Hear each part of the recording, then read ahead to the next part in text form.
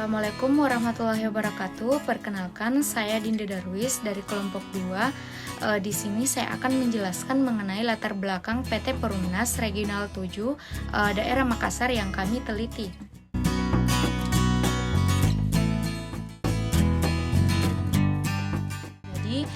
Sumber daya manusia adalah tenaga kerja atau pegawai yang berada dalam suatu organisasi yang dimana mereka mempunyai peran penting di dalam organisasi tersebut, yaitu mereka berperan untuk mencapai visi dan misi perusahaan secara bersama-sama. Jadi, dapat dikatakan bahwa yang dimaksud dengan perencanaan sumber daya manusia di sini yaitu suatu proses peningkatan kualitas atau kemampuan manusia dalam rangka mencapai tujuan perusahaan.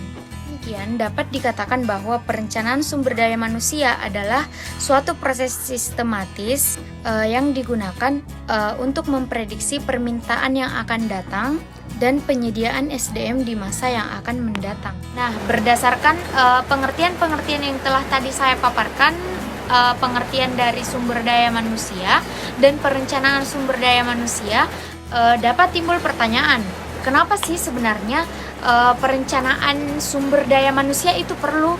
Apa-apa saja ke alasannya? Nah, mari kita simak di penjelasan selanjutnya.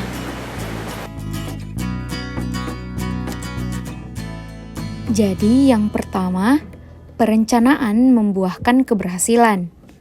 Kedua, perencanaan membuat manajemen merasa bahwa mereka mengendalikan nasib mereka, sehingga perencanaan membantu manajemen menunaikan pekerjaannya secara lebih baik. Yang ketiga, perencanaan mewajibkan manajemen menentukan tujuan organisasi. Tanpa adanya tujuan organisasi, pengendalian yang efektif tidak mungkin terselenggara.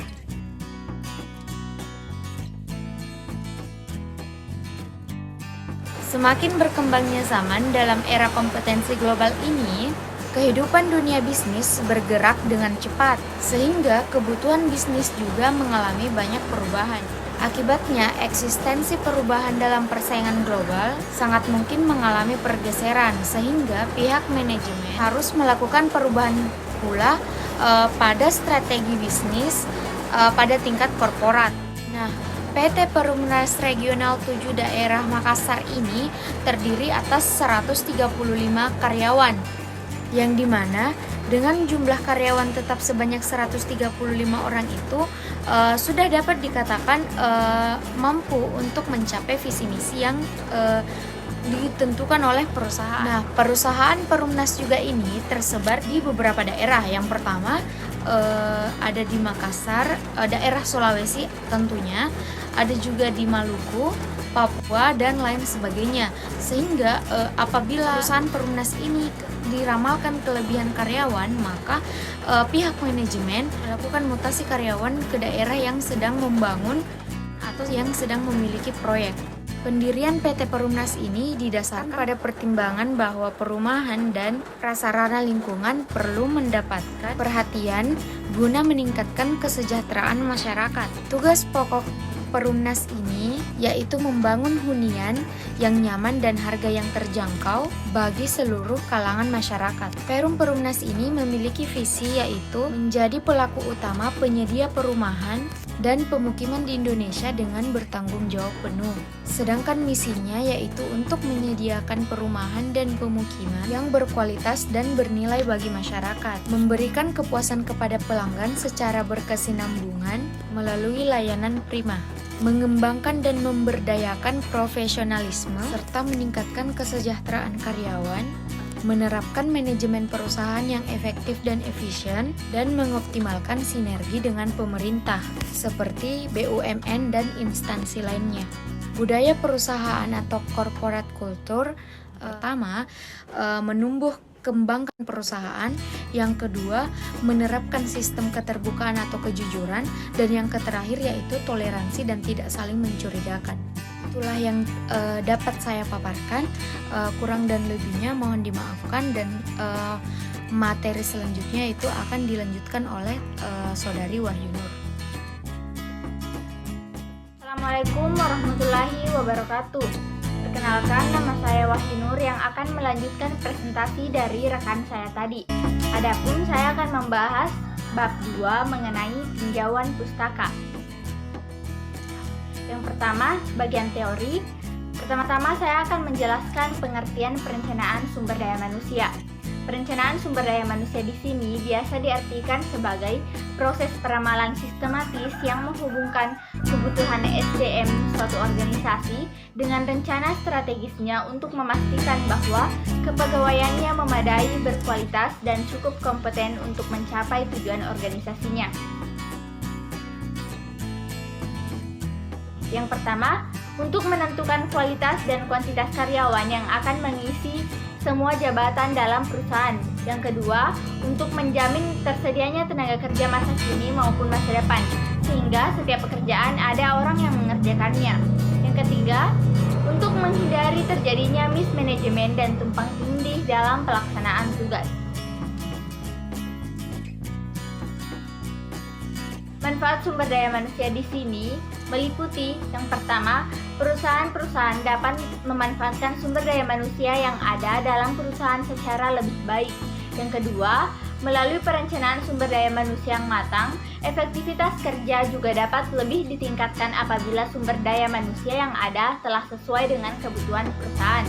Yang ketiga, produktivitas dapat lebih ditingkatkan apabila memiliki data tentang pengetahuan, pekerjaan, pelatihan yang telah diikuti oleh sumber daya manusia.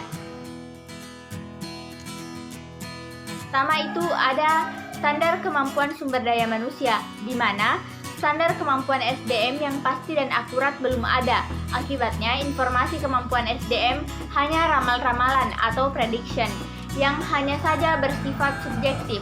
Hal ini menjadi kendala yang serius dalam perencanaan sumber daya manusia untuk menghitung potensi SDM secara pasti, seperti informasi energi mesin. Yang kedua, manusia adalah makhluk hidup, sebagaimana makhluk hidup tidak dapat dikuasai sepenuhnya seperti mesin. Hal ini menjadi kendala perencanaan SDM karena itu sulit menghitung segala sesuatunya dalam merencana. Yang ketiga ada situasi SDM, di mana persediaan mutu penyebaran penduduk yang ada kurang mendukung kebutuhan SDM perusahaan. Hal ini menjadi kendala proses perencanaan SDM yang lebih baik dan benar.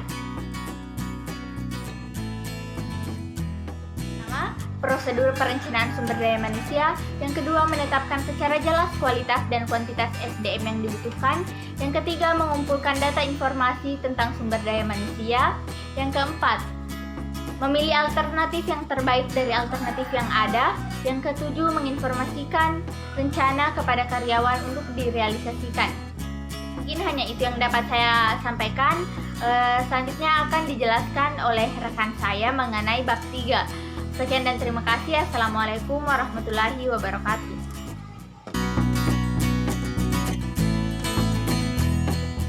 Pertama, rancangan penelitian. Metode yang digunakan menggunakan pendekatan kualitatif.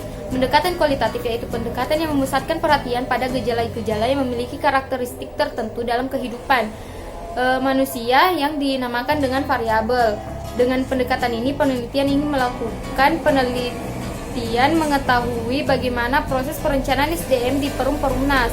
Adapun metode yang dipakai adalah wawancara terstruktur dan observasi langsung guna mendapatkan informasi yang lebih akurat dan terpercaya. Yang kedua ada tempat dan waktu. Penelitian ini telah dilaksanakan di Perumnas Regional 7 yang beralamat di Jalan Lejen Hertasning Kasih, Kecamatan Rapocini, Kota Makassar, Sulawesi Selatan. Penelitian dilakukan pada tanggal 2 Maret 2020 pukul 15.25 waktu Indonesia Tengah. Kemudian jenis data. Jenis penelitian ini adalah penelitian lapangan, yaitu penelitian yang objeknya mengenai perencanaan SDM yang ada di Perumnas, sehingga penelitian ini juga bisa disebut dengan penelitian kasus atau studi kasus. Dengan pendekatan deskriptif kualitatif. Jenis penelitian ini digunakan untuk meneliti bagaimana perencanaan SDM terhadap produktivitas karyawan di Perumnas. Metode kualitatif ini memberikan informasi yang lengkap sehingga bermanfaat bagi perkembangan ilmu pengetahuan serta banyak dapat diterapkan pada berbagai masalah. Metode ini menuturkan, menganalisa, dan mengklasifikasi penyelidikan dengan teknik survei, interview, angket, observasi, atau dengan teknik tes. Selanjutnya ada sumber data. Sumber data yaitu data primer. ialah data yang berasal dari sumber asli atau sumber pertama secara umum kita sebut sebagai narasumber. Data ini tidak tersedia dalam bentuk terkompilasi ataupun dalam bentuk file. Data-data ini diperoleh langsung dari interview salah satu pihak di Perumnas Regional 7, yaitu salah satu manajer sumber daya manusia. Data primer tersebut merupakan data mentah untuk mengetahui respon dari responden mengenai perencanaan SDM. Selanjutnya ada teknik pengumpulan data. Teknik pengumpulan data dapat digunakan untuk mengumpulkan data sesuai tata cara penelitian sehingga diperoleh data yang dibutuhkan. Menurut dari Sugiono tahun 224, teknik pengumpulan data merupakan langkah yang paling strategis dalam penelitian karena tujuan utama dari penelitian adalah mengumpulkan data. Teknik pengumpulan data dalam penelitian ini menggunakan teknik observasi dan wawancara. Observasi merupakan teknik pengumpulan data untuk mengamati perilaku manusia, proses kerja, dan gejala-gejala alam dan responden. Sedangkan wawancara dalam penelitian terjadi di mana peneliti sedang berbincang-bincang dengan narasumber dengan tujuan menggali informasi melalui pertanyaan-pertanyaan dan menggunakan teknik tertentu. Sekian, terima kasih.